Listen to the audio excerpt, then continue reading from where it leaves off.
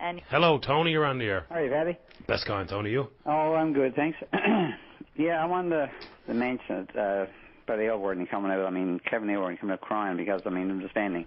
Yeah. When they were in there themselves, I mean, they spent up to the last day of the election, before the election was called, you know. Yeah, just because they did it doesn't make it right. No, I mean, just so stupid. I mean, when you look at it, I mean, this is, I mean, the only thing difference is this government carries through with their spending. The other crowd, I mean, they to their commitments. Come on, Tony, listen, you know what's wrong with this? Is that we have to listen to people who we've elected to office to spend our money to tell us that they're not doing what we all know they're doing. They're politicking and electioneering with funding announcements. You know it, I know it, everybody knows it who's got a grain of sense in their head.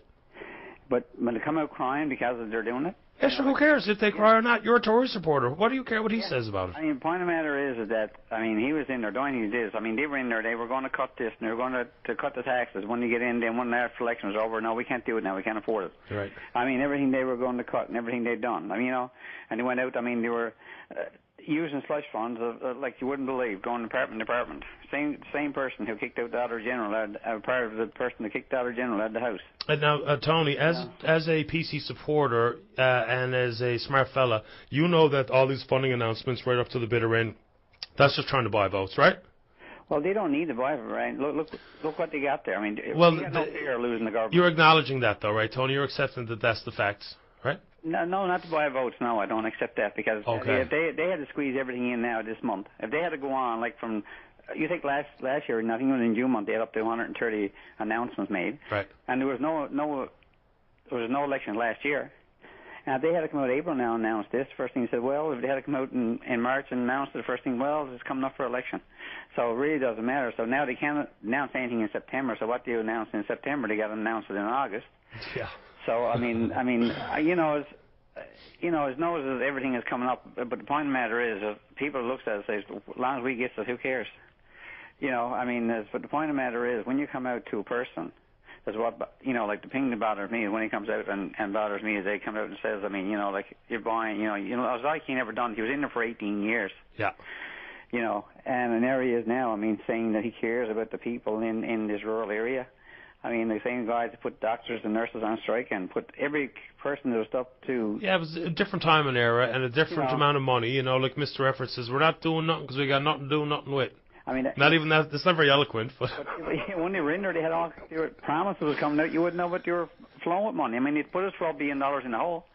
Speaking of that, Tony, speaking of the $12 billion in the hole, an awful lot of Tory MHAs are having their feet held to the fire as they continue to trumpet the government's attention to deficit and the debt, yet the biggest project of all is going to lump another $4 billion on the debt, so it's a little hard to speak out of both sides of your mouth when it's blocked with billions of dollars, isn't it?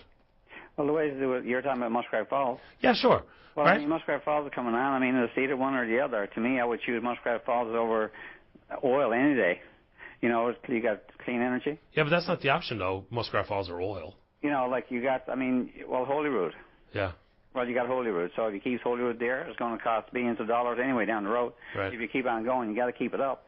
Compared to Muskrat Falls, you're going to come on, you're still only going to pay the same. Well, you're going to be cheaper down the road, long run down the road. Well, we'll see. There's a lot to it. I don't criticize the deal just for the sake of. In fact, I think there's a lot of merit to a variety of things inside the deal. Whether or not the timing is right, and it's the only alternative, I don't really know because there's a lot of things to consider. But anything else in summary, Tony, before I move on?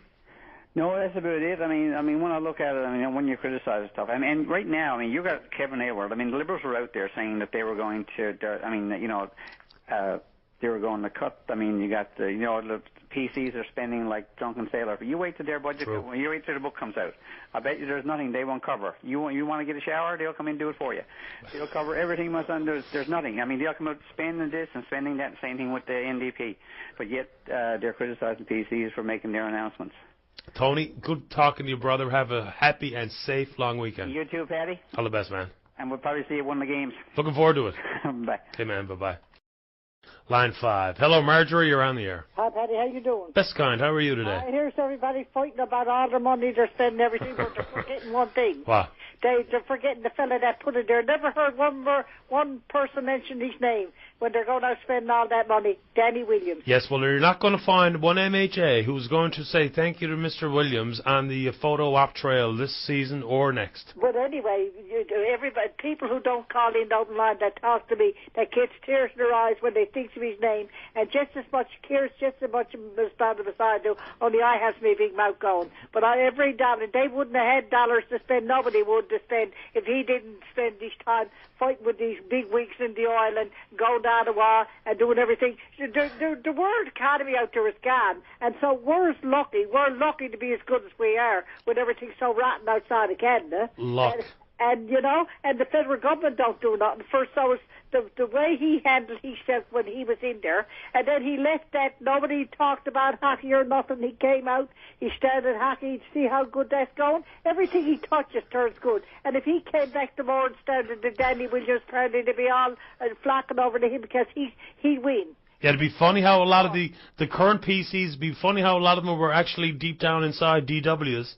You know, but I mean, when I'm listening to all this, it makes me sad to see that no one remembers. That's okay. Lots of people do. Marjorie, my screen says you wanted to tell Paddy stop giving it to the Tories. Yeah, but you should. Yeah, but your mouth going, and your mouth going, and I was going, well, I'm getting around to that. I'm going to give it to you. Why? Because your mouth is always going. I'm on a talk show. Yeah, but I know, but you can say things without getting the people. You want me to rile up and call in, you get me riled up. Good thing I had time to calm down. I would have went right for the radio. Why? What did I do? But you're saying the Tories this, the Tories that, yeah. The Tories something else. Sure, if you had the money, if you had and you were running something, would you spend the money? Sure, you know I would. Well, what are you cackling about? That's what I said, Marjorie. You must have misunderstood. My point is, sure, they know what they're doing. We all know what they're doing. Fair enough. No, but this was all in the works, and didn't you hear on your program? Oh, the poor little children, and I heard you saying can't skate. They don't have an arena, so they're getting an arena. But I know. But before I told you this, I wanted to tell you where all the money is coming, so they can do this. Right. To remind people, so they won't forget. And Tom Marshall is there, so Tom worked day and night with Daddy, so he knows how to handle it because he works side by side with Daddy. And I don't care about what happens to the race. So Marjorie. Yes. Right, deep down inside, now that you've calmed down, you still love me, though, right? Oh, yes, sure. Okay. Yes, I still love you, but I'm going to tell you off. And I mean, you know, but I mean, when people are mentioning things, they can't forget this little island is doing great for how the other half is doing. I mean, over in Ireland and Iceland and all that crappy crowd over there, you know, they're not doing so good. So we're lucky here, you know, and I don't care. And rural Newfoundland, when I seen out the parts that I went out to see, I thought it was doing good, but I guess you can do better. But if you're talking, you got to go up and get in the House of Commons. So maybe, like that little page girl said, tackle Harper. Maybe a bus load of us over the big mouth and take on Harper or whoever you got. Especially if you were driving. Guarantee. Especially if you were driving, we'd have a fighting chance. Oh, we'd never get there because I don't know how to drive, but it's one of the things I don't know how to do. Things. You won't get very far, you'd end up in the ditch.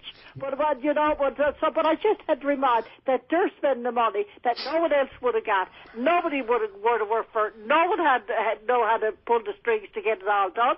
So, you know, go spend the money. And if people need to, I don't know, I guess that arenas and all these stuff that you're building is going to make money. And tourism that Terry French is handling really well is certainly bringing in the bonding, and that'll help rural Newfoundland. Marjorie? Yes.